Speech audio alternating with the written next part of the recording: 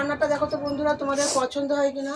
আমার তো খুব পছন্দের খাবার, আমার মাছ মাংস খুব একটা পছন্দ হয় না।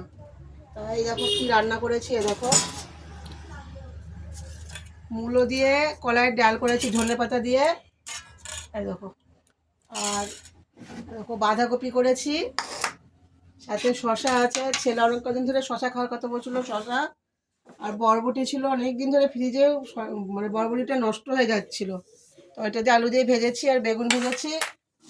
সকালবেলা ছেলে বাসি খাবার ছিল, ওই খেয়ে গেছে, তাই আলু আর হচ্ছে কাঁচা টমেটো সিদ্ধ দিয়েছিলাম, ওই হচ্ছে মেখেছি। আর এই তো ভাত তো আছেই। তোমাদের কার কার পছন্দ এরকম খাবার? আমার তো শীতকালের দিনে এরকম খাবার খুব পছন্দ, আমার ছেলেরও পছন্দ। মাঝে মাঝে একটু মাছ মাংসের জন্য একটু বিগড়ে ওঠে। যাই হোক, আজকে দুপুরে গেছে এই যে এই কলাইয়ের ডাল, আমাদের বাড়িতে সবাই পছন্দ করে। আমার ছেলে পছন্দ করে, আমার মা, ভাই, আমি, আমার হাজব্যান্ডও খুব পছন্দ করতে এই কলাই ডাল। ডালটা রান্না করতে গিয়ে খুব কষ্ট হচ্ছিলো, কিন্তু ছেলে বললো মা একটু কলাই ডাল রান্না করবো, তাই কলাই ডাল রান্না করলাম।